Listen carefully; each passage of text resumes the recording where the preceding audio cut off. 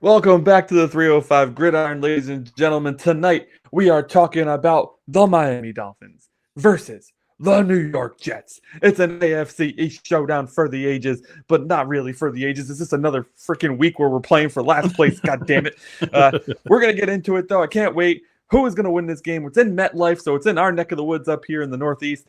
Neither of us are going, though, because who has time for that shit? Nope. But yeah, it's going to be nuts. 3-9 Jets, 5-7 Dolphins. We're on a win streak. They just beat the Falcons. This is going to be a good game, and we're going to talk all about it in just a second.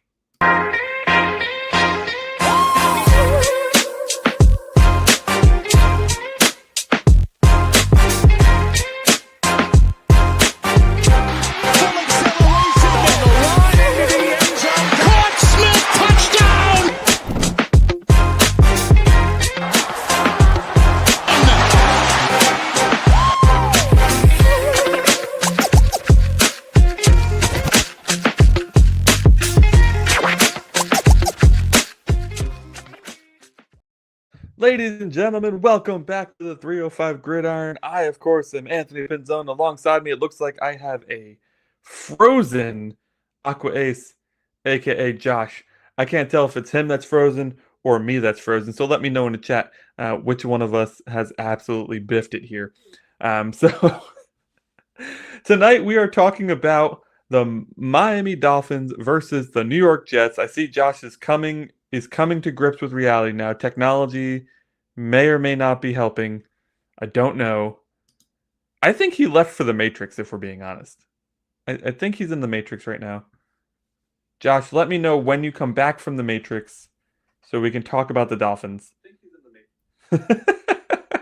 All right. Tonight, guys, we are talking about the Miami Dolphins versus the New York Jets, of course. A divisional rivalry game. Cannot wait for this one. I always get up for the Jets games because I just feel like the Jets are the Jets to me are the number one rival for this team, just because we've both been bottom of the barrel for so long that we've been kind of facing off for that triumphant I didn't finish last place in the division trophy.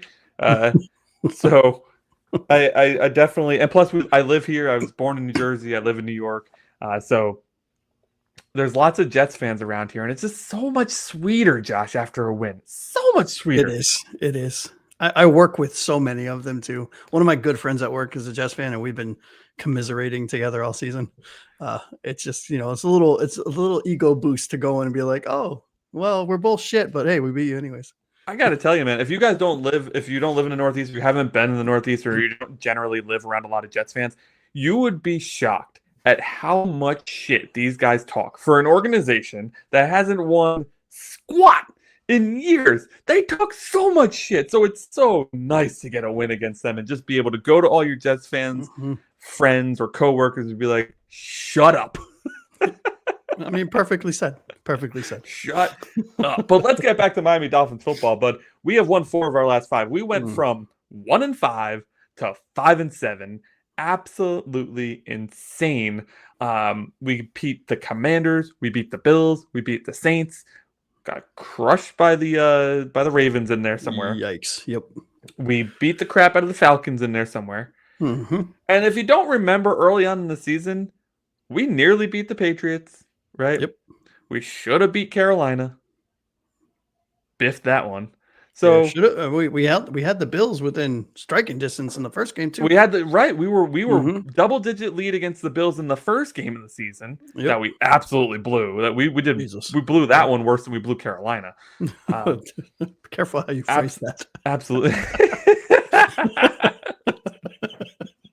This is a family friendly show here. We're a very mature podcast. Don't worry about it. And I love how Gator puts they haven't done much since 69 in the chat. Around the same exact time that commentary was. Yep, there you go, Gator. We're locked in. We're lockstep, buddy. We're all on the same page. Before we get into that, though, we need your guys' deets right here. We need your final score. We need your X factor, and we need your bold prediction. Now, if you're new to the show, your X factor is just somebody who's going to have the biggest impact on this game. It's usually a Miami Dolphins, since this is a Miami Dolphins podcast. But if you want to pick a Jet, okay, go for it. And it doesn't have to be a single player. It can be a group of people. It can be a coaching staff. It could be whatever. Whatever you want. Yep. It could be your Lord and Savior Jesus Christ if you want. I don't care. Pick an X factor. And then the bold prediction must be bold, right? It should be something that's difficult to obtain. Yes.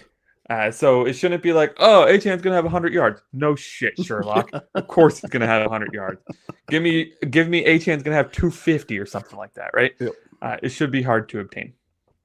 All right, so while you guys are thinking about those things, we're going to get to those later with ours. We're going to have our final scores, X factors, and bold predictions. Spoiler alert, we do not agree this week on those three things, and a lot of times we do agree on those. Before we get into the top 10 storylines, though, of the Dolphins and Jets, week 14 matchup. I cannot believe it's week 14 already. I know, it's crazy, dude. It's nuts. We did it, boys. 100 subscribers. Almost immediately after the reaction show, you guys showed up big once again. We are at 101 subscribers as we speak right now. I believe it was Blake who made the comment saying he got us 100 subscribers. So big shout out to you, Blake. Really appreciate that, buddy. We're going to actually be shouting you out again in a second for a different reason. So yeah, stay tuned. Yep. The goal was set by you guys, the fans. Our goal is 150 subscribers by February 11th. But then Jorge came up in here and was like, yo, y'all should get 100 by the end of November. And it was like the second week of November or something like that already. Yeah, it was crazy. It was like the end of the first week of November. Yeah. So thank you all so much for everything you've done, for getting other people to subscribe to us. I know that Kosa is here because of somebody else in our chat. Yes. I know that, we had D-Dubs in here a few shows ago, and he also came in from somebody else. If you came in from somebody else, really appreciate it. Yes, word of mouth is honestly the best medicine for these small channels, right? It is. It's the best kind of advertisement in general. Yeah. Which is why we shout out all of you who have YouTube channels in our chat as much as we can, because that's the best way to grow. So FinSpin, go check him out if you haven't subscribed already, because his shit is fire. And then of course Jorge as well, who is not here yet, but he's been popping in a little later usually. But when he pops in, go check out his channel as well. Now, as promised, Josh, we said that we were going to give somebody, one of our regulars, a prize if we hit 100 subscribers by the end of November. We came up just shy of December 1st. We hit it. So that's fine. Yeah, it's totally fine.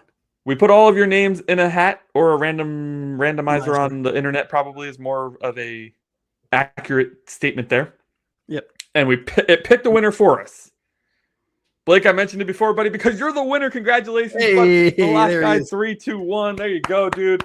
You have won some Dolphin swag and some 305 Gridiron swag. Josh over here is going to send it to you. Just hit him up in our email address, the 305gridiron@gmail.com. You can find it in the description of this video if you're unsure on spelling or anything like that. So congrats to you, dude.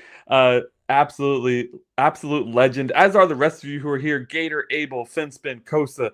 Absolutely. Really appreciate you. If we had the means to give all of you a prize, we absolutely would. 1,000%.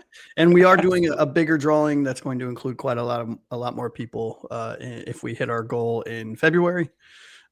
Keep it coming. Keep it coming. All right, dude. Congratulations once again to Block Guy 321, and to all of you. Thank you so much for being here. Thank you so much for helping us get to 100 subscribers. And let's get to 150 now, February 11th. If you don't have goals, what are you working towards? So that's our next goal, 150 subs by the 11th of February, which is around Super Bowl time, if I'm not mistaken. It's close to it. Yep. It might be the Super Bowl. Wouldn't that be some shit? That would be funny. We set these goals in the preseason, so we have no idea if that's the Super Bowl or not. Jorge, welcome to the show, bud. All right. We have some predictions in the chat already. I'm not going to throw it up till later, Kosa, but thank you for getting in there early. Yes. Let's get into our top 10 storylines. What do you think? Let's do it. All right, top 10 storylines. Miami Dolphins at the New York Jets. I don't know why we're at the New York Jets. We're at the New Jersey Jets. Yeah. We're playing in Jersey. All right. MetLife is on the west side of the river, not the east side. You would know better than I would. Rant over. All right. It's December. And we all know what that means. It's Yeah. meltdown time in Miami. December football has not been our friend. And I would love to say that, nah, that's just coincidence. And we can play in December. It's fine. It's not coincidence. We suck in December. We are straight up awful. And then add to it, we have been really bad on the road this year, Josh. 1-4. It's not good. So my question for you, man, is, or top 10 storyline number 10, the December MetLife test, does the run game travel? And I'll even add to it, does the run game survive the cold weather? Because it's going to be cold, at least for Miami people. I mean, it has to, right? I mean, I don't know if we win this game if it doesn't. Luckily enough, our running games do travel well in cold weather. It's our quarterback who struggles in cold weather and in away games and even home games sometimes. But yes, no, I do. I can see, all joking aside, I definitely think that our run game will travel well. It seems that Mike McDaniel has turned the corner from the bubble screen fiasco of 2024 and 2025, and has leaned more heavily into the 6 offensive lineman sets, the blocking tight end sets with the fullback and the running back. And we're just going to pound it down your throat in various ways, 30 plus times a game, which is, I think, the way we win this game is when our running backs take over this game. I agree. Yep. If we don't have a run game, then we don't win the game. No, we certainly don't. I mean, that's the easiest, most simple analysis I can add to this, is that if Achane does not have 150 yards from scrimmage, we do not win this game. We do not have a chance of winning this game because Tua has been playing awful at home in the warm weather. Tua in the cold weather? Bro. Yeah. And what's funny is I never really put a lot of stock into, we don't play well in the cold. I just think we play better teams at the end of the year. Mostly it's the Bills, it's the Patriots. They just happen to be in colder weather. Because, Alabama gets really fucking cold and Tua played okay there. Hawaii, maybe not so much. But I don't know. I think at this point it's more mental than it is anything else for specifically for Tua. But if Mike McDaniel can just figure out a way to rein himself in just a little bit and just stick with the run game, even if it doesn't work, if we have some negative runs, don't just freak out and go away from it and start throwing bubble screens and deep passes with Tua, who, underthrows his wide open wide receiver by 15 yards. Like, let's stick with the run. Let's let the run develop. Let's maybe hopefully score first, so we're not playing from behind. And then we can allow the run to set up the play action pass, which is something Tua has done relatively well this year. And, the boots and the rollouts. So hopefully that happens. I will say, super pumped that he's stuck with the six offensive lineman running game with Danny Brunskill, who has been. Brunskill found his calling. Yeah, like he may not be a very good traditional offensive lineman, but in the role that we have him playing right now, he is absolutely fantastic. He's perfect for it. I mean, perfectly built for it. It's like just having a huge fullback out there. It's like having a giant tight end that can't catch. Well, right? That's what we've had for the past 10 years. So. Exactly. Except this one, and the good thing about him, and we said it when we signed him, he's not a starter, nor should he be. But what he does do well is he can play every position. So he doesn't play him well, but he at least understands the nuances of each position, which I think is huge. Because the mental aspect of this game is 50% of the battle. And so having him being able to pull and understand lanes of running backs and kind of have that in the back of his mind, I think you can see it on the field. He's playing with a shitload of confidence, and I love it. Tua in the cold. Oh no. Yeah. Oh no. 100%. This is hilarious. Maybe Tua is more prepared for the cold than ever. Those sailing throws should be money. Right? And then Abel coming at us with the six stats once again, 7-0 against the Jets. Yeah, this one's a bit of a question mark. I see the little chattery teeth there. Well, we said the same thing about the Patriots. Tua was undefeated versus the Patriots until he wasn't. So we love breaking other people's records. Bro. We do, and I'll tell you what. This team being the Jets. They're playing a little bit better. I mean, they're still the Jets. Let's call a spade a spade. Ever since they traded, and we'll talk about it later. They traded away a bunch of their key players, and the players that stepped in have stepped up, and they're playing significantly better than. This is a completely different game than it was, than the game was earlier in the season. Absolutely, sir. All right, let's get into storyline number 9. Let's do it. We need to sweep the Jets to stay in the hunt. So, yeah.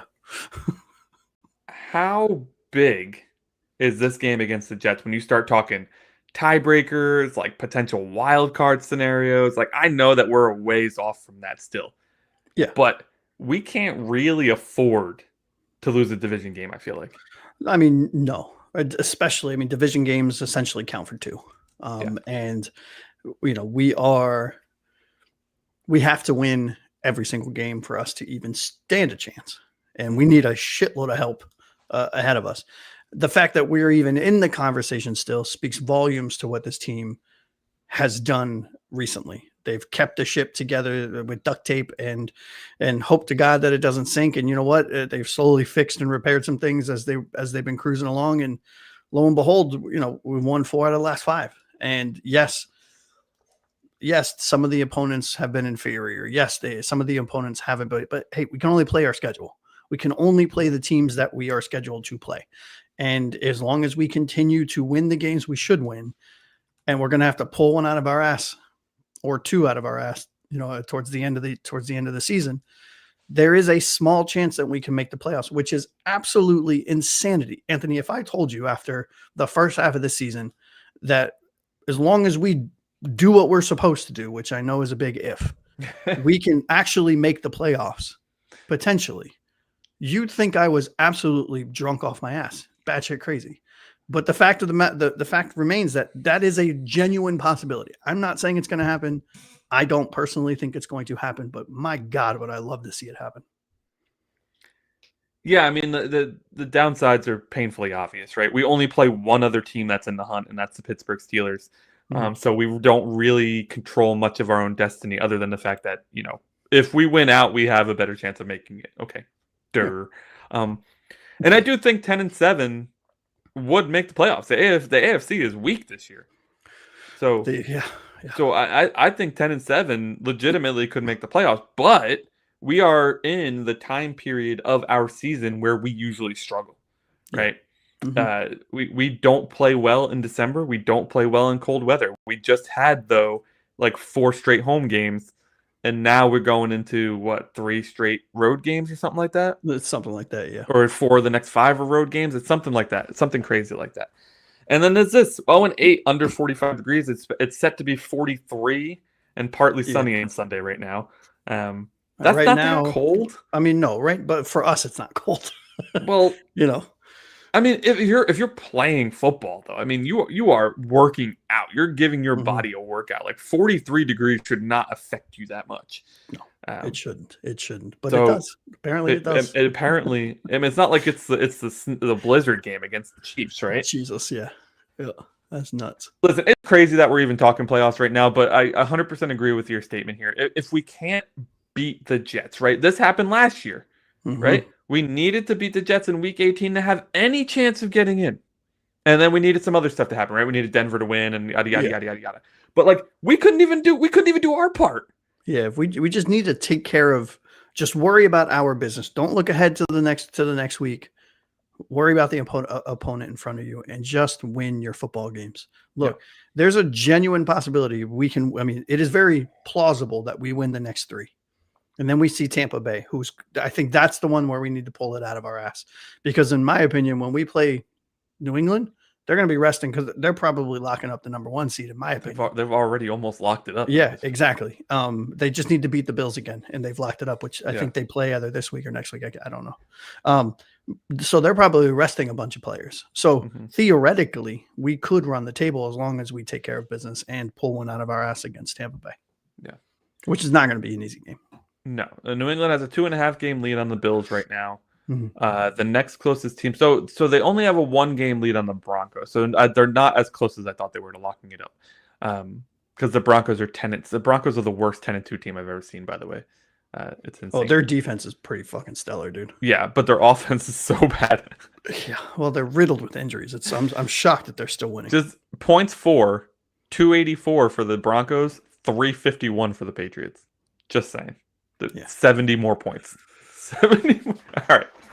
Let's move into number 8. We've now talked about the December MetLife test with the run game.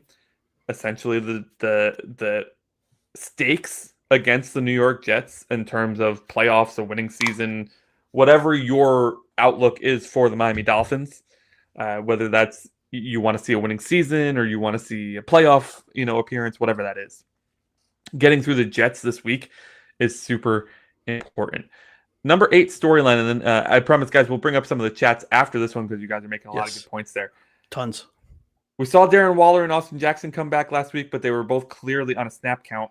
So we're bringing them back slowly. So this is what you have dubbed Waller and Jackson 2.0. 2.0. It's a great name, by the way. Yes, it is. So between the usage increase, Waller's usage increase in particular, getting him more involved in the offense, and Austin Jackson adding some much needed, I don't know, what do you call it? Like playtime and settling of the offensive line, like trying to mesh with that group that has been playing well without him. Which one do you think helps our offense more between these two? Ooh, that's tough. I would probably lean towards Austin Jackson for the simple fact that Tua needs all of the confidence in the world in his offensive line to seemingly even be a competent quarterback. And he has a lot of trust, and he's come out and said it quite a lot of times in various ways. He genuinely trusts Austin Jackson. Not saying he doesn't trust the players that were there before, but having him back, I think, is almost like a blanket for him, like a safety blanket, if you will, like a snuggie. I don't know. Just kind of just calm him down. We got a starter back, even if it's entitled, alone. He was the designated starter at the beginning of the season. I have my starting right tackle back. Okay, I can breathe. Yeah. I would have gone Darren Waller. My only problem is Mike McDaniel seems to forget about him in second half of games. So, his impact is limited by nothing that is his fault, because when he is targeted, he produces. Look at last week. He was targeted 4 times. I can't remember in the first half, 48 yards, leading receiver, all over the place. And then it's like we forgot he was on the field. And I understand he was on a snap count, and I get all that. So if Mike McDaniel and Tua committed to targeting Darren Waller as their number 2 weapon, for example, behind Achane or even number 3 behind Achane and Waddle, then I think Darren Waller would make the bigger impact. But because I don't have any confidence in that fact, Austin Jackson is the pick for me. Yeah, I think if we are forced into a must-throw situation, Darren Waller and Austin Jackson are both going to be hugely important. Of course. But I think Waller is going to be of utmost importance in the red zone in those situations. For sure. It was no accident that he scored, 3 touchdowns in his first 2 games or something like that? It was 4 touchdowns? 4 touchdowns in his first 3? Something like that. Yeah. Something like that. I mean, that's not a coincidence. The dude is gigantic. Massive. And he still is able to get open in the red zone. But, just such a difference maker in the red zone because of his size. Yeah, I mean, Tua can legitimately throw it like he's trying to kick a field goal, and Waller will go up and get it. Yeah, Tua's arm punts are perfect. Right. The Tua arm punt is perfect for Darren Waller. Yeah, and he's strong, so he doesn't get pushed off of his line very easily. Yeah. I mean, Costa says it here: feed the juggernaut. Yes. Yes. I think that's a picture of a wall. Juggernaut Waller. Oh, Waller. Oh, I get it. Kosa. Yeah, clever. Playing chess. Everyone's playing checkers, buddy. Well, I know I'm always playing checkers, so it's fine. All right, let's go ahead and take a look at some of the other comments here. For Costa, this game is about pride. Really doubts we make the playoffs. Yeah, I could definitely see that, man. Yeah, for sure. But I tell you, if we finish this year with a winning season, it'll be so shocking to me. If we finish this with 9 or 10 wins, I mean, not on my bingo card, if I'm being candid. Doesn't really change what I think about the coaching staff, but no. We said it last show. Even if we make the playoffs, I still that doesn't change anything for me. 3 games left in the freezing cold. I'm trying to pull up the Dolphins schedule right quick to see which, because I know we play Tampa, so that's not one of them. So we're Patriots. in New York, in Pittsburgh, in New England. Yeah, that sucks. Pittsburgh's gonna be fun. Pittsburgh will probably snow when we play them. Yeah, it's so cold there, and they're right on the lake. Freezing. Bummer. Tyrod worries me more than Fields. They're playing 100%. Tyrod-based Dolphins nightmares. Yes, 1000% yes. Yeah. Yep. Yeah. Gator says he was balling Sunday. Fields, he was good for 57 yards passing a game. Right? At least Tyrod puts up over 100 and doesn't make bad decisions. Now the one thing that you don't have to really worry about Tyrod anymore is his legs, which benefits us. I really thought when Fields started the season hot for the Steelers last year, and then he started the season hot for the Jets again this year, I was like, man, he's getting it right. And then both teams, he just fell apart. I was like, God, man, what happened? Yeah, a lot of people that I talk to that are not just Jets fans, but football fans are like, oh, Fields in New York. What a match made in heaven. I'm like, guys, he sucks. Why is everyone so fucking excited about this guy? Well, they haven't had a quarterback in years either, so they're just excited for anybody. I mean, that's Tyrod is a journeyman, too hot and cold to be a steady QB a la Jameis Winston. Yeah, I can tell you, though, if we decide to go the journeyman route next year, give me some Jameis, buddy. At least it's exciting to watch. Yeah. Achane only has 1 cold weather game. He ran 9 yards on 6 carries. Targeted 6 times, 3 for 21. Yeah, I think that was the Kansas City game in the snow? Yeah, it was last year. Yep. Yeah. Or was it last year, right? Where it was like fucking negative 10 degrees. That was, I think that was 2 years ago, 2023 season now. Let's go with that. I think our O-line is better now with For sure. Jackson. Yeah. I mean, Larry Borum was finally starting to look decent. Yeah, which is great. Good confidence as our number 6, or I guess number 7 if you count Brunskill as number 6, offensive lineman, which is great. Yeah, I was one of those podcasters pissing on him because we got rid of a guy who broke records at tight end to bring in a guy out of retirement. So I think it was justified, really. Yeah, I honestly I straddled the fence. I copped out on this one. I was like, oh, I can understand it, but at the same time, I'm like, I don't fucking understand it. I mean, look, I understand, and we covered this a lot. I understand getting rid of Jonnu for what he wanted to make. Like, no, thank you, because I thought, and so far I have been correct that his season with us, his record-breaking season last year, was the best year that we'll ever see from him going forward. So you don't pay that. Paid him. Still would have paid him, I think. Look at that. I mean, like it would have worked out because we ended up with Tyreek getting hurt. We had no tight end to speak of because Waller wasn't ready. Whatever. That's not the point. Let's move on. By the way, if you're here and you haven't liked or subscribed yet, we'd really appreciate it if you did because that would be cool. And that's all I'm going to say on that. Let's move to number 7, special teams swing game, buddy. Riley Patterson looking fantastic for us. Absolutely filling in like a hero for Jason Sanders this year. Yes, he is. But the Jets' 47-and-a-half-year-old Nick Folk. I'm exaggerating his age, but he is old as hell. I'm not sure you are. he's kicking like a pro too. So it's the battle of the kickers, my friend. I can't even believe this is a topic on our show, but we're going for it. Who do you got in this head-to-head kicker matchup? Oh man, I don't know, because Nick Folk he can bomb them like Jason Sanders can. Where Riley Patterson, you have to be. You have to be inside the 45. 45, right? Probably, yeah. To really feel comfortable. I can't believe I'm saying this because Riley Patterson has been an absolute a godsend for this team when Jason Sanders went out. I mean, against the Saints, he scored. He himself accounted for 13 of 21 of our 21 points.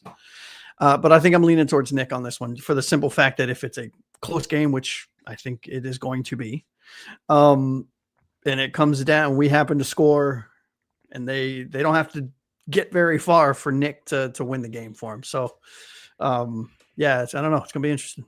My only hesitation with going with Riley is that if you've ever been to MetLife, I don't think you felt wind like they have in MetLife Stadium. Maybe it's Chicago.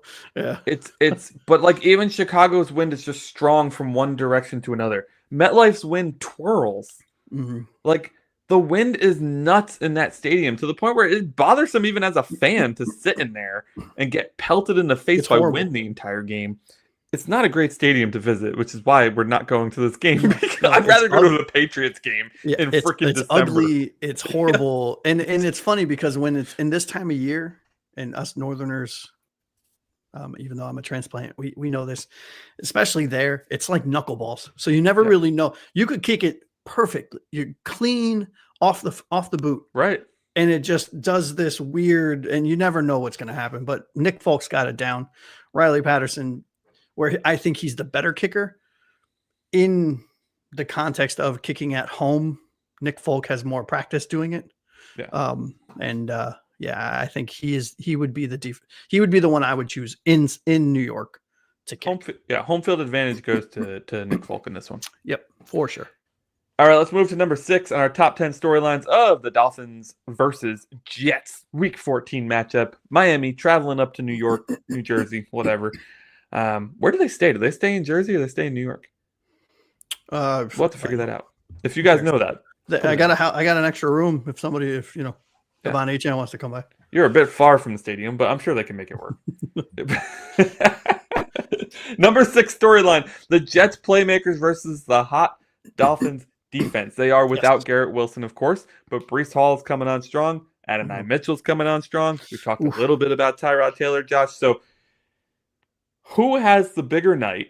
Is it Hall and Mitchell, or our swag and wagon Dolphins defense? I mean, honestly, my initial gut is to go with the Jets because Achane Mitchell has come on gangbusters since being traded from the Colts in the Sauce Gardner trade, and Breece Hall has found a second wind. But I'm going to go with our beloved Miami Dolphins defense because I'll tell you what, the way Weaver has them playing the last 5 weeks now, they're a top 6 NFL defense in a lot of the key major statistics and categories. So I think we're going to lock in. We always play the Jets close. One team could be Super Bowl contenders. The other team could be vying for the number 1 overall draft pick. And we're still playing. It's a 3 to 7 point game. So this is going to be some hard-nosed football, but I think Dolphins defense is hitting their stride when they need to. They're playing for pride. Like Kosa said earlier, I think this defense is going to show up and try to shut some people up. Yeah, I'm on the Dolphin side on this as well. Yep. Listen, what has been my criticism of the defensive stats? It's been against shit quarterbacks. Who are we playing?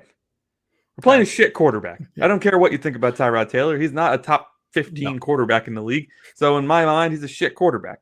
And if you're going to be like, well, what about Tua? He's a shit quarterback too. Let's go. You want to go? Let's go. Amen, brother. This was a closer than expected game first time around. We ended up with the win at home against the Jets, but they were starting to drive against us and they shot themselves in the foot. They had a lot of penalties in that game against us.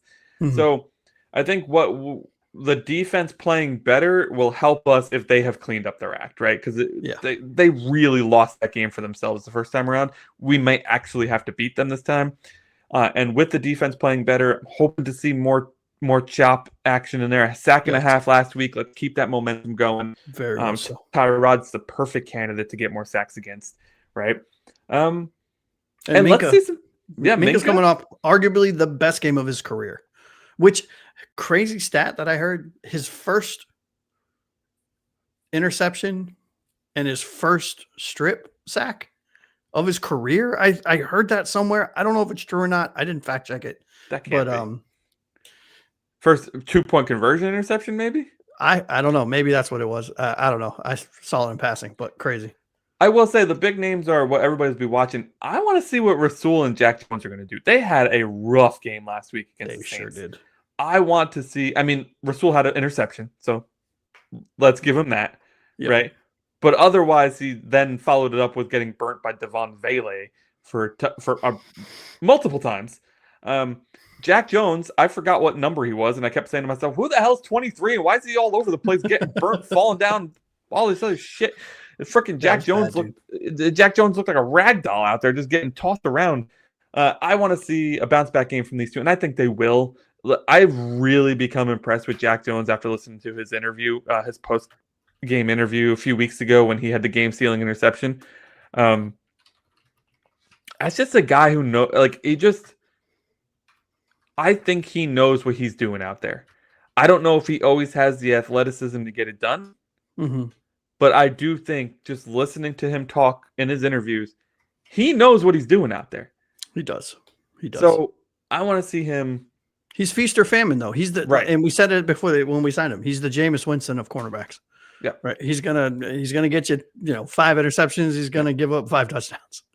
And Rasul's been the same way. We have very hot and cold, feast or famine type corners, and I think that's okay with the way the rest of the defense is. Yeah, of course it is. Yeah, 100%. I mean, look, it's not like we have a choice, so it's gotta be okay. Although right? Jason Marshall Jr., I would like to see more out of, just in general. Same.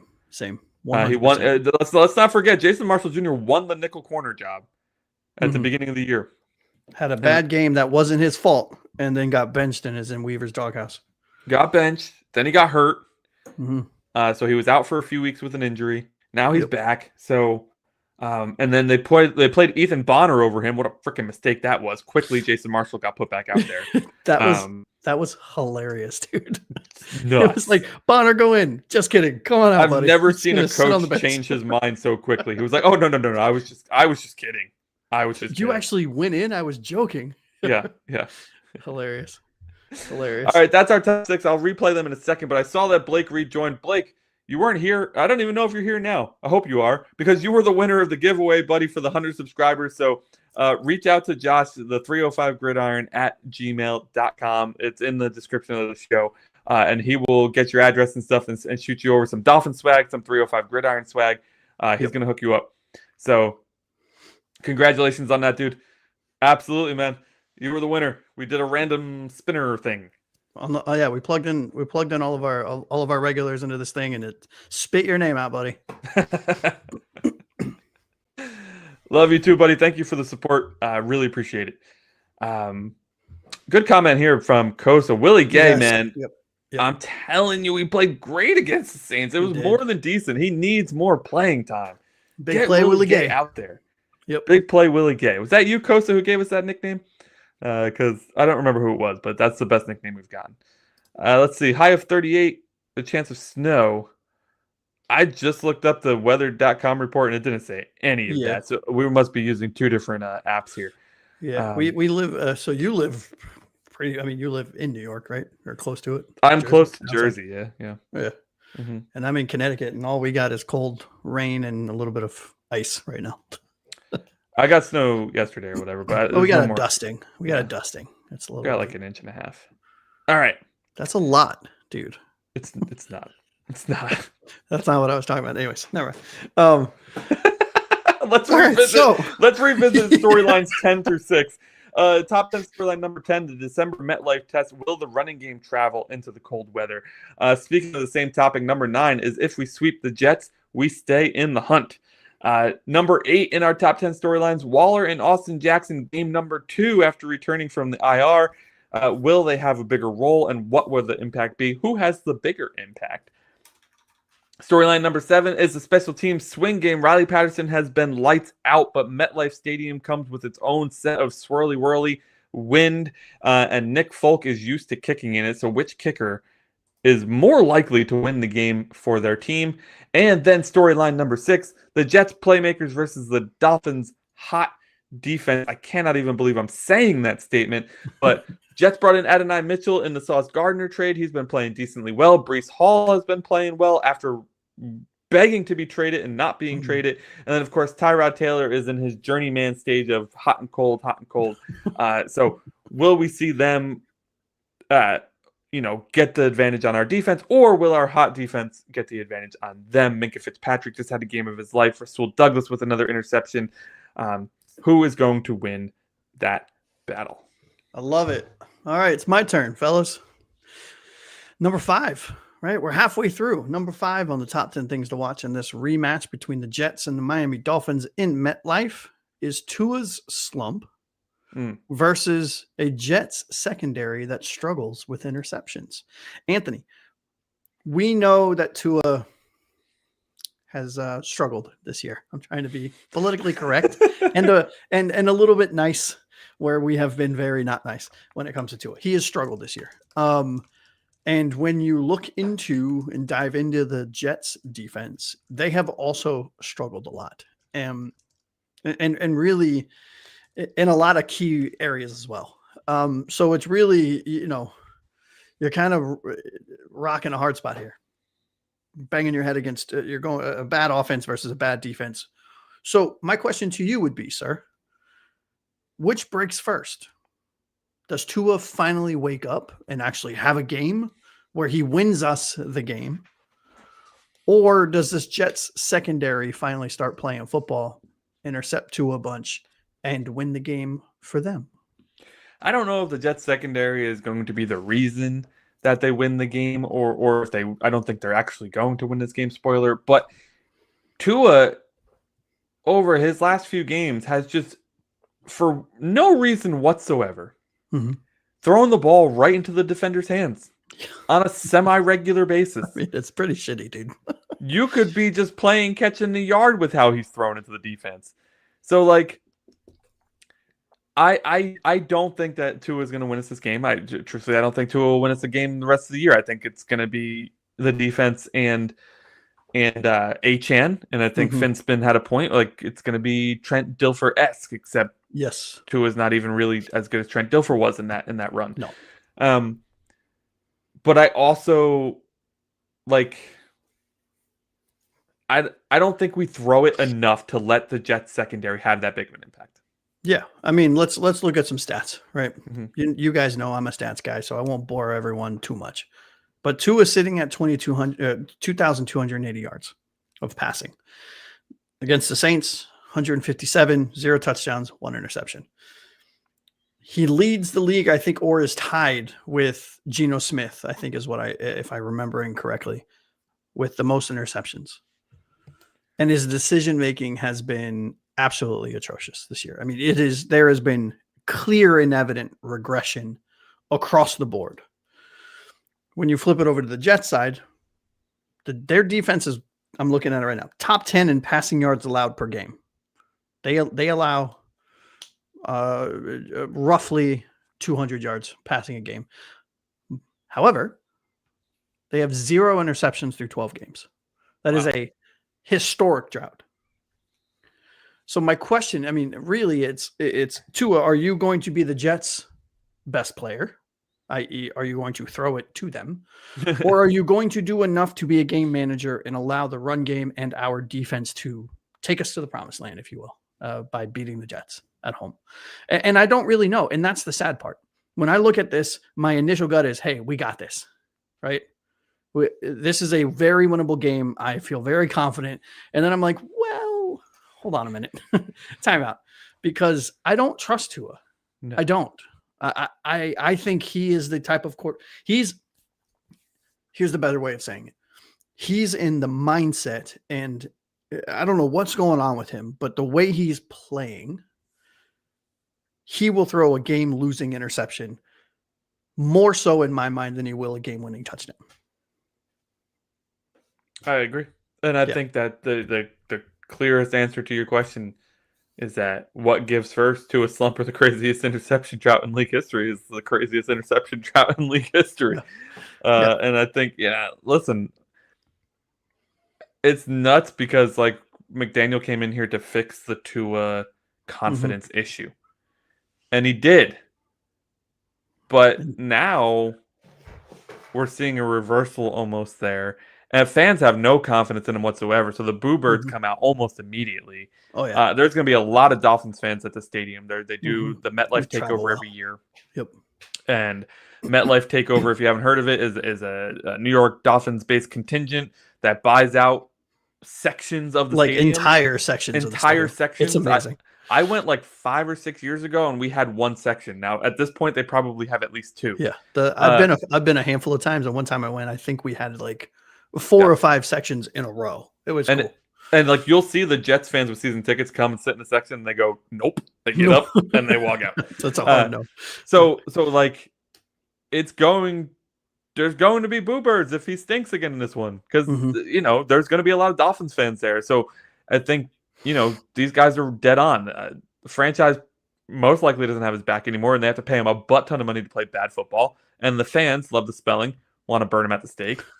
And Gator the same. If he throws more than 10 to 15 passes, it's not a good day for us, right?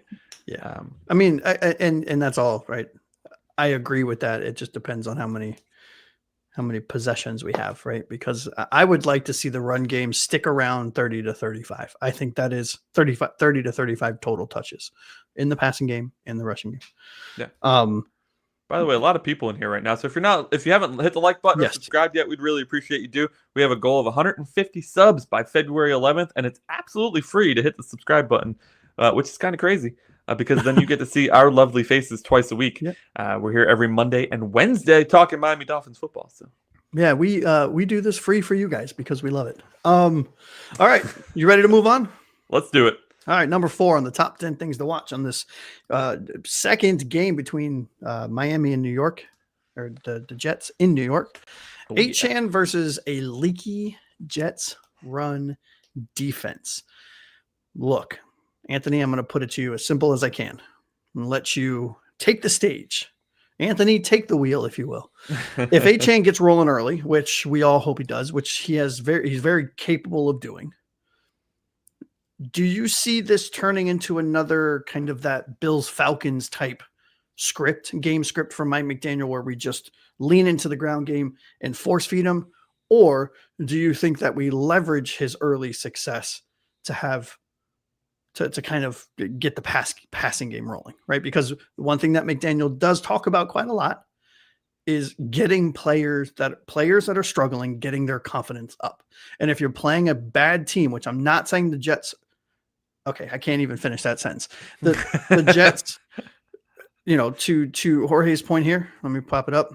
They do have a very good pass defense. They're ranked 7th in the league, allowing just under 200 yards a game.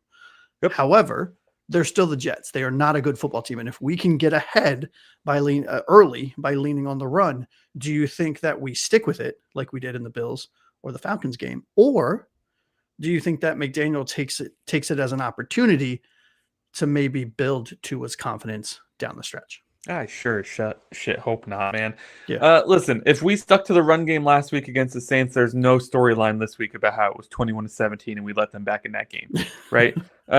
Because if we stick to the run game in that game, we're winning 24-0 at least. Mm-hmm. And we end up 16-0 at half when it should have been way better. And then in the second half, we have a chance to score and we don't do it. So like, I don't know what Mike's obsession is with going away from the run when it's burning hot. Like, dude, you're melting through the locks of the safe. Keep on freaking going. Don't switch your method, right? Mm-hmm. Like, it makes absolutely no sense to me. And I've been proud of him for whatever that's worth as a fan for sticking with the Brunskill heavy package approach to the running game. Oh, for sure. Yeah. Because he hasn't shown that he sticks to stuff like that in his coaching time with us, and in fact he's shown the exact opposite, that when something works he usually goes away from it, which is insanity to me. Which it's so he still does in bits and pieces, like the Darren Waller stuff, right? Like, oh, Darren Waller's working. He admittedly on the mic after the game said, oh yeah, we purposely went away from it. Yeah, when he said that to me, or not to me, to you, sorry, I take it personal.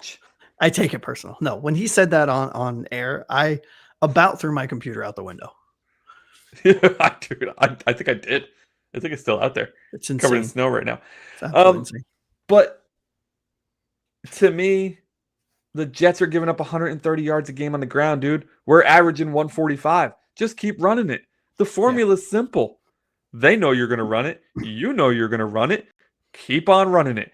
I don't care if you get stuffed. Run it again. Right? Yeah. Like, Achane, for all it's worth this season, for everything that's happened, Tyreek injury, all the other injuries, the bad start, the terrible play calling, the regression of Tua, Achane has been the steadiest thing on this team. He consistently makes lemonade out of limes somehow.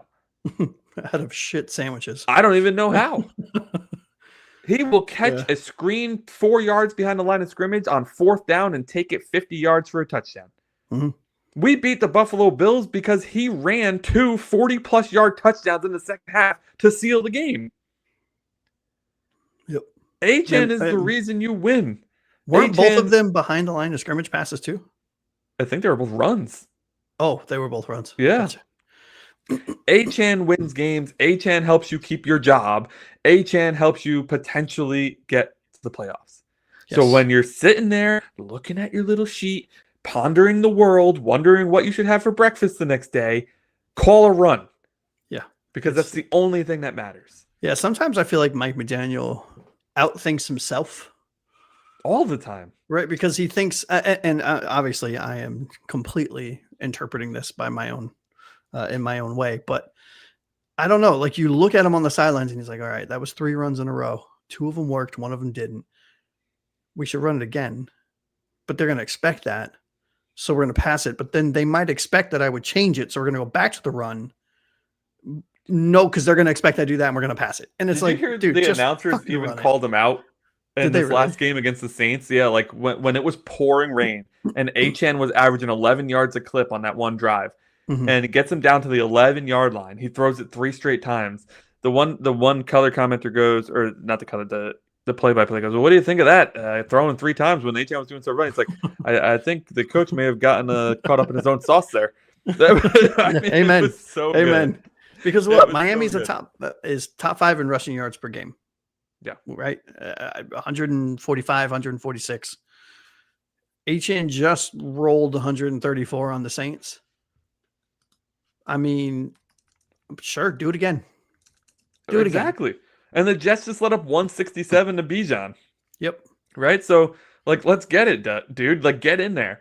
Get Ollie some freaking play right here. Yeah, you want to build some confidence? Build OG3's confidence. Screw Tua. Like, get Ollie Gordon in there running the ball. I would love it. I would love if Tua, I mean, you know, I kind of tongue-in-cheek said I would like a little bit more from Tua. I forgot who said it earlier, but 11 to 15 passes I'm okay with. As bad as it is, because I have him on my fantasy team, and unfortunately he's one of my 2 starting quarterbacks. So I selfishly want him to do well. However, realistically, I would rather the Miami Dolphins win, not my fantasy football dynasty team. So every time I'll take a Dolphins win over a fantasy win every day of the week. Good stat here, Jorge, but over the last 8 games, we've been averaging 145.6. So we like to look at the games where we started doing well. Yeah, we pick we like to cheese the stats we cherry pick the stats a little bit. Because this is what have you done for me lately? Right? Gator thinks we have a chance of getting 200 yards rushing as a team. We better get 200 yards rushing as a team. Look, it's not even a chance. If we play this game correctly, the way it should be played, there's a very possible chance we're close to 200 at halftime. Yeah. I mean, and I'm not tongue in cheek in that. Like, I genuinely mean that. Yeah. Sorry, Finspin actually called out the Ollie Rev before Blake. So, yeah, we got 2 for Ollie in there. Yep. Y'all better get us there. Just saying. True Blaze, do you live up here, bud? So he's going to the game, a birthday gift. I thought my family loved me. That's hilarious. But True, they might be saying something to you, True. True, if you want to go next year with us, let us know. We can arrange that, dude. Yeah, certainly. Yep. Or anybody else who's up here in the Northeast, or wants to come up for the game. Absolutely. Yeah, we will make. Perhaps we'll make our way to Miami one day for a game, but no promises. I mean, look, I grew up there, so I'm all set. Like, once you leave, I'm good. But yes, I will be down there for the opening of Inter Miami's new stadium, hopefully. So I might try to see if I can double down. Yeah. Yep. Let's see. Yep. I truly believe if he struggles, McDaniel's going to make a change. God, I hope so. But I don't see it. But I don't think he has the balls, but he should. He should.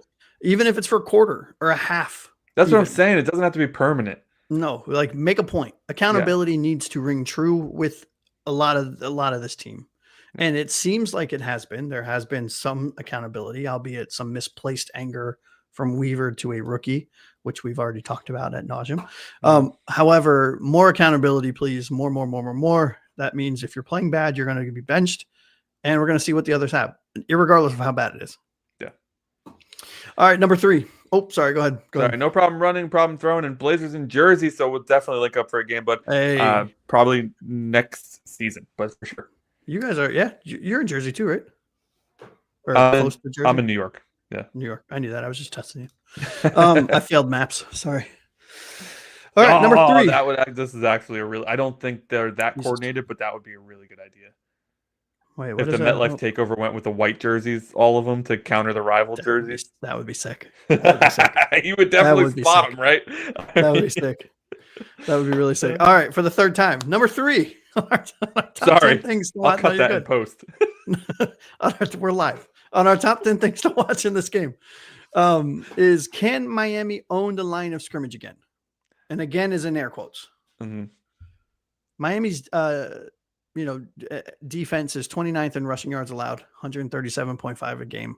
But since week 8, we are top 5 in rushing yards allowed per game at 90.7, which tells me that this is exactly what we thought would happen, right? After the first couple games, the rookies needed time to ramp up. Our young players needed time to kind of get with the swing of things. And now things are starting to click for them, a la Chop Robinson last year. Offensively, just for you, the line still has issues in pass protection. They allowed 4 sacks against the Saints, but we've all seen it. There has been a clear shift in productivity across the offensive line. They seem to be understanding they're playing together. They're playing together much better. So, Anthony, I ask you, in your mind, is this game decided up front? And which side of the line are you watching closest? I mean, every game's decided up front, if we're being honest with ourselves, right? I think I'm watching the defensive line the closest. Oh, because, not what I thought you were going to say. Yeah. I think the defensive line, we've talked many times, has been a huge disappointment to what we thought they could be in the preseason. And lately they've been getting slowly better, right? And since Jalen Phillips was traded, we're seeing more chop, which I don't know why it took Chris Greer trading away, or not Chris Greer. Don't you mention his name ever again. Who's the interim GM? Champ Kelly. Kelly trading away Jalen Phillips to get Weaver to actually play Chop Robinson, which, yes, I do believe was a calculated move. Chop's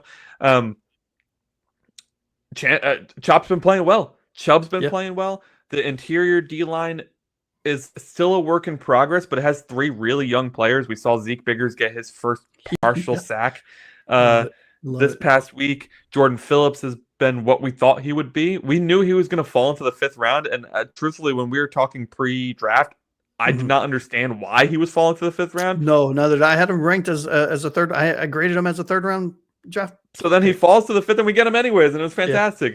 Great. And then, of course, we have our 1st round pick, Kenneth Grant. So listen.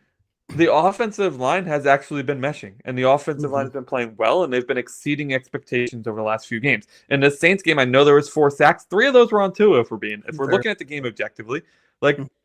Tua was at fault for 3 of those 4 sacks. So there was 1 sack allowed by the offensive line. Defensively, I think that they can have a bigger impact on the game by making Tyrod's day miserable. And I think that is where we are going to see whether or not we dominate this game. If our D-line dominates, we dominate. Yeah, I mean, I couldn't agree more. I couldn't agree more with your take. I, on the other hand, am going to be focused more on the offensive line. I want to see how Austin Jackson plays. I know, I'm an asshole. What do you want from me? I want to see how AJ plays in his 2nd game back. He's got his wind up with him. He's a much better run blocker than he is a pass blocker, in my humble opinion, for whatever it's worth. I'm sure there are stats out there that completely contradict that opinion. There usually are. Yep. However, if this offensive line, and I'm including Brunskill in as the 6th offensive lineman, can continue the upward trajectory, it directly affects how we want this team to play, which is run first and run often. And if that offensive line can gel the way it can continue to improve and gel the way it has been over the last couple of weeks, we could potentially see Achane averaging close to 200 yards a game as opposed to 150, close to 150 a game, which I think would drastically change the outcome of a lot of these games because you're wearing the defense down. Running backs put a lot more oomph behind their pads than 5'10", 112-pound Jalen Waddle. You know what I mean? Yeah. No, for sure. All right. Number 2 on our top 10 things to watch in this Miami Dolphins versus New York Jets game, number 2 between these two in MetLife, the turnover formula versus a team that can't take the ball away. Okay. That's the headline here. I'll put it to you simple. I'm just going to ask you the question and then I'll let you go on. I'll let you run with it. If I tell you before kickoff, right? If I have my Nostradamus moment and I look into my crystal ball or I open my sports almanac that I got from Biff. There you go. The future reference. Freaking Biff. Love him. And I told you before kickoff that Miami secures multiple game-changing turnovers and they win the turnover battle. Is that in your mind basically sharpening in a win for the Dolphins, or is that not enough for us to securely win the game? That's a really good question because the offense is known to disappoint us after the defense gets a big play. That's why I put it together. I think I would still Sharpie it in. I mean, we should beat the Jets if we win the turnover battle. There's a few teams I would pick for us to lose against if we lost the turnover battle, and I don't think the Jets are one of them. And it's not that I'm not giving them any respect. No, I lied. It is that I'm not giving them any respect because I don't care to give them any respect. They're a bad football team, right? Like, we're talking about a bad football team here. And I know Jorge said before, this feels like a trap game. It really does, buddy. It really does. But if given the scenario that we go into this knowing we're going to have a 2+ turnover ratio, or a +2 turnover ratio, sorry, dyslexia, I am absolutely sharpieing the Dolphins in to win that game. I love it.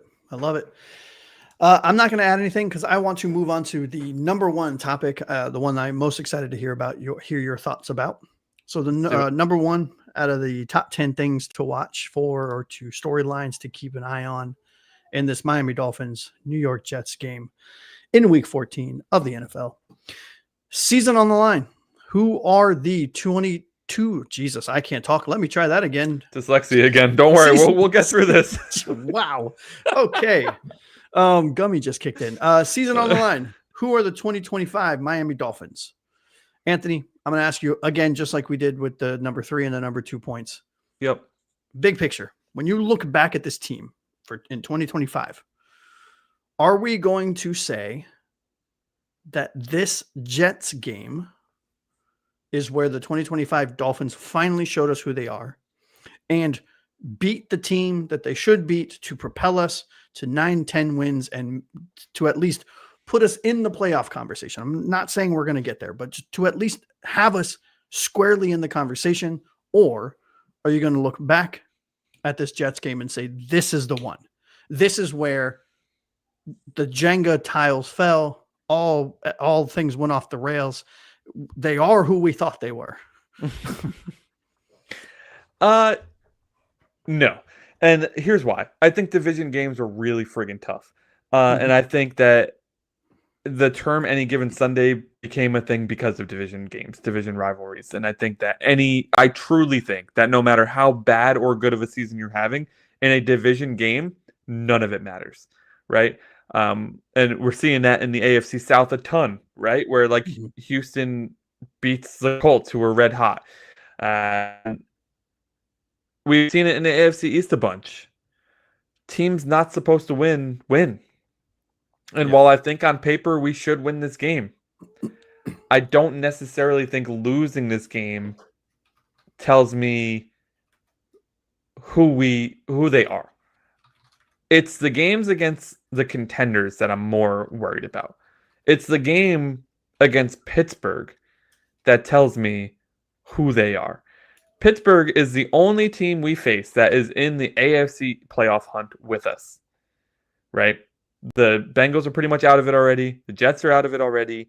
The Patriots already have a spot locked up. So Tampa Bay's in the NFC, right? And Tampa Bay's in the NFC.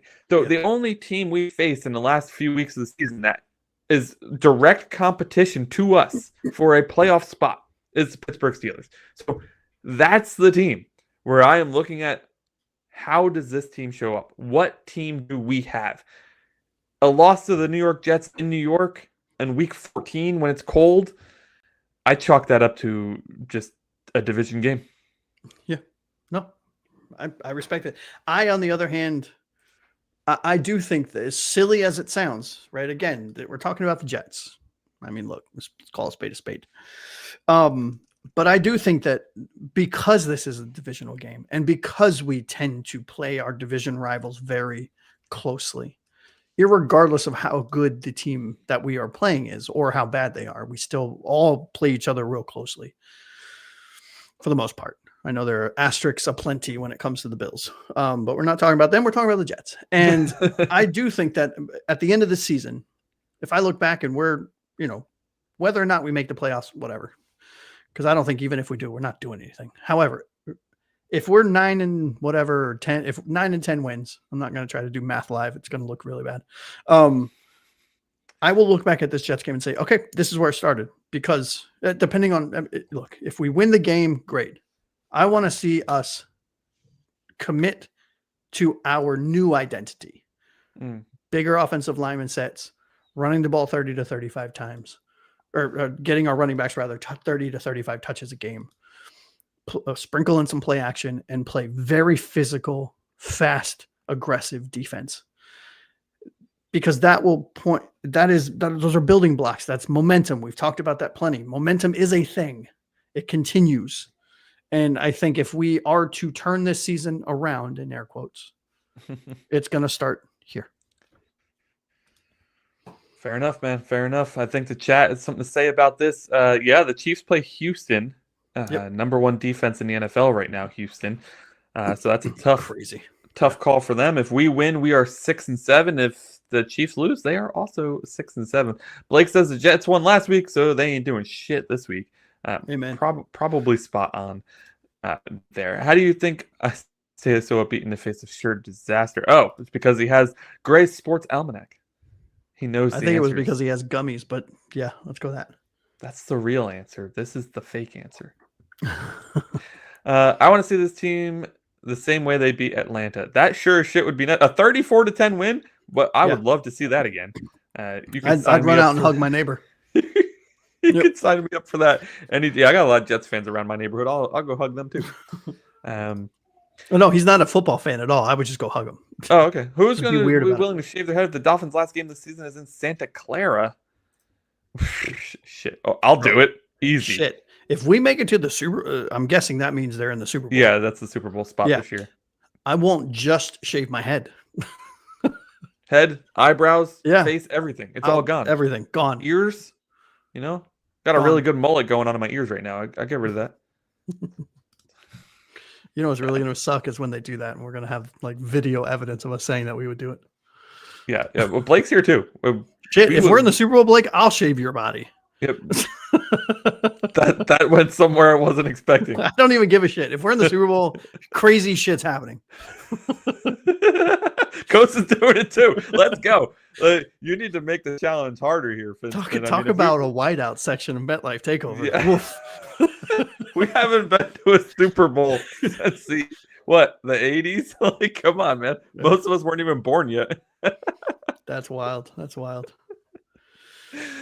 Oh, shit. All right, let's get into the predictions and wrap up the show here, boys. Our top 10 storylines for the Dolphins at New York Jets. Does the run game travel well, especially in cold weather? Can we sweep the Jets and stay in the playoff hunt? Darren Waller and Austin Jackson are back for their second game post-IR stint. Who has the bigger impact? Riley Patterson has been a pleasant surprise as our kicker, but he goes against Nick Folk and the windy MetLife Stadium. Who wins the kicker battle this week? When we're talking Jets playmakers, we're talking Breece Hall and Adonai Mitchell. Who gets the upper hand? Those two or the Dolphins' red-hot defense? Number 5, Tua slump versus the no-pick Jets secondary. Somehow the Jets do not yet have an interception this year. Can Tua avoid giving them their first? Number 4, Achane versus the leaky Jets run defense. They're giving up 131 yards a game. Over our last 8 games, we're averaging 145. So can we keep that train rolling? Can we get a 200-yard game? Thank you to the chat for that challenge for the Dolphins. Number 3, can Miami own the line of scrimmage both on offense and defense? I actually picked the defensive line as the more important line. Josh picked the offensive line as the more important line. What do you think? Hit us up in the chat below.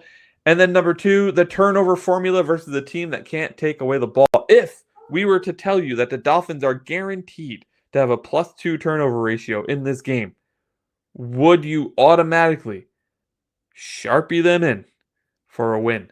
And then number 1, if the season is on the line, who are the 2025 Dolphins? Is this a make or break game in New York? What does the Dolphins' performance against the New York Jets tell you about this team? Goodness, Josh, that was a mouthful. Why did I decide to do all 10 at once? I don't know. I love it because never mind. Exactly. I'm a stud. Moving on, predictions and wrap up. We're going to talk about our X Factor, our bold predictions, and our final scores. But because we are way over time, we're going to do this relatively quickly. Josh, if you want to start us off with your X Factor, I'll go find Kosa's way back when at the beginning of the show. You got it. Yeah. So my X Factor is actually not a player. It is. I'm sorry. I was making sure I was off mute. So my X Factor is not a player. It's actually a collection of players. Ooh. It is the Dolphins front 7. Chubb, Chop, Brooks, Minkah. Consistent pressure plus sound run fits equals a deciding, very, very hopefully what is a large victory in my opinion, because the front 7 of this defense is what is the engine that drives this team as a whole. In my if they're playing well and we're getting to the quarterback and we're stopping the run, everything else gets easier. Everything, including the run game on offense and Tua and the wide receivers and the cornerbacks on defense. And if our front 7 is playing as well as they have the last couple of weeks, we can do some damage. We've talked about it a lot in this show. I went with the offensive play calling. I need to see the run game, and I need to see it a lot because that is how we win this game. So the X factor for me, the offensive play calling, and I guess in turn that's Mike McDaniel and who's the offensive coordinator? That guy? Yeah, him. I don't remember. I Jerry never Brockheimer. remember his name. I don't know. No, Smith or something like that. Frank Smith. Hey, Frank Smith and Mike McDaniel and the offensive play calling. Get it done, guys. Run the damn football. Kosa had Tua as his X factor. He thinks he gets back to his winning ways. Okay, I love it. Against the New York Jets. I think there were some other ones in here. I got to scroll down to find them, though. What's up, Cat in the Hat? Welcome back. I feel like I've seen this name before. Yep. So welcome back, buddy. Who else? Jorge, I think you had an X factor. Throw it back in here if you did, because I am blind right now. Yeah, I can't find it either. All right, let's go to the bold predictions. I say that. What? No, go ahead. Good. I say the offense carries the load, puts up 31 points with 4 touchdowns for Achane. 31 points for the Miami Dolphins offense. I'll say it again for those of you in the back. 31 points, 4 touchdowns for Achane. The Miami Dolphins offense carries the team to a victory, and we dominate this one. I'll get to the final score in a sec. My final score actually does match my bold prediction this week. I like it. And if Achane has 4 touchdowns, I will be winning my playoff fantasy game this week. There you go. For me, Miami, I have my bold prediction. Miami forces 4. Let me say it again for those in the back. 4 New York Jets turnovers, including very specifically a strip sack for Chop Robinson. Hey-o. There you go. Love it. All right, so Cat in the Hat says his X Factor is Olive Garden. I don't know if that's a player's nickname. I think you meant Ollie Gordon. Or are you just actually going to Olive? I'll go to Olive Garden. Soup salad. No, I'm pretty sure that might have been a autocorrect from Ollie Gordon to Olive Garden. I don't know. Well, now I want some breadsticks. Some salad and breadsticks, baby. I'm just saying, give me some soup salad and breadsticks. I'm there for it. Ollie Gordon makes more sense Yes, but and you know I what? I'm love going with my X factor is Olive Garden. I All love right. that it auto-corrected it to Olive Garden. That was fantastic. Looks like Let's Gator's see. wife says 14-10. Yep, 14-10. He says 24-10, and the O-line is the X factor. Awesome. Get that O-line in there. Excuse me. Andres, welcome to the show, bud. Appreciate you popping in. Hey, He thinks the offense gets back on track this weekend as well. Tua and Waddle to be much better on Sunday. We'll assume that those are the X factors for. that would be amazing to see, brother. Really would be.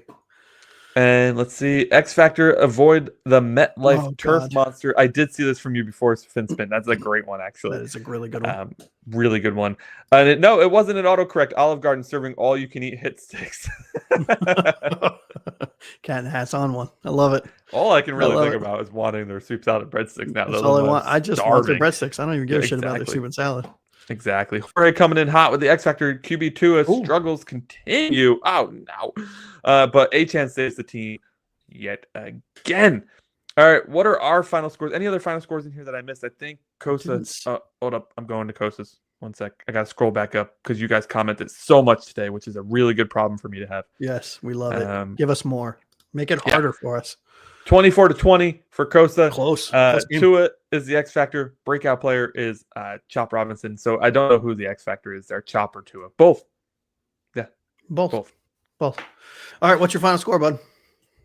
My final score is the Miami Dolphins pull out the victory 31-21. Hey. I would have loved to say that it was a bigger blowout, but 31-21, I'm giving us a 10-point win. How about you? I like it. I actually have us winning as well, 23-16. Ooh, an ugly one. Yep. An ugly one. All right, bud. Dolphins, Jets. Is there anything we have not mentioned about this game? Anybody in the chat? Is there something you can think about? Gator, thank you so much for joining the show, buddy. We will see you on Monday night, dude. For the reaction show. Yes. Fins up this weekend, dude. FinSpin doesn't give scores. He just gives results, and it's a W. So that's all that matters. You know what? I'll take it. That's all that matters. Kosa. All right. Let's see. You're a great Tua pinata maker. You make the best to bash. You guys are hilarious tonight. I love it. I love it. All right, dude. I don't think we forgot anything. Did we? I don't, except quick reminder, Blake, please reach out to us. Reach out to our email. Again, it's in the show description. Send us your details. You and I will get in contact, and I'll get your stuff sent out as soon as I can.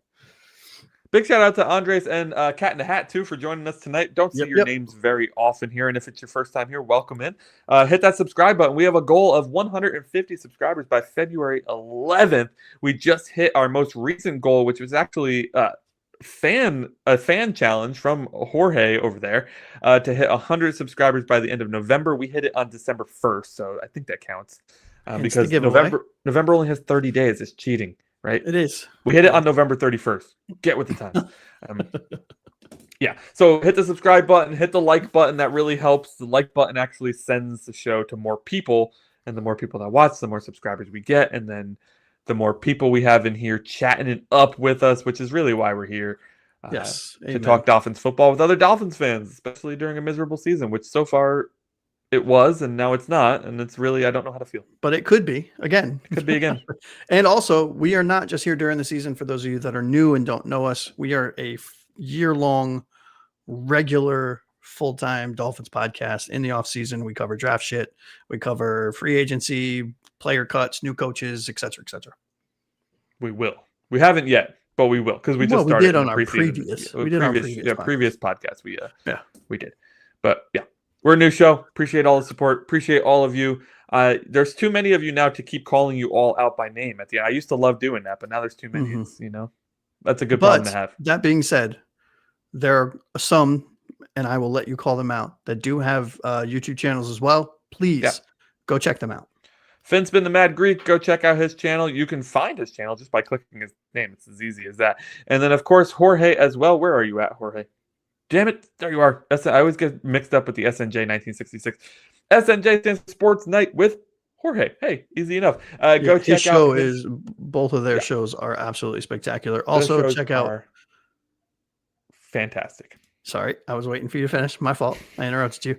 Also, he's not here today, but go check out a friend of the show, friend of us personally, Dirk's channel, Frozen Fin Fan. Yep. He has multiple shows during the week. He's fucking great.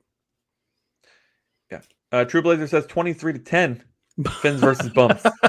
I love that. And he'll be at the game, so I hope for your sake, True, that you're not in the cold for no reason.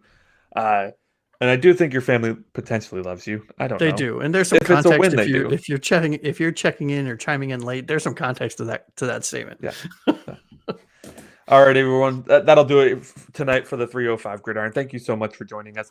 For Josh, a.k.a. Aqua Ace, I'm Anthony Pinzone. This has been another episode of the 305 Gridiron. We will see you on Monday night for our reactions to the Dolphins versus the Jets on Sunday. Cannot wait. Until then, fins up, baby.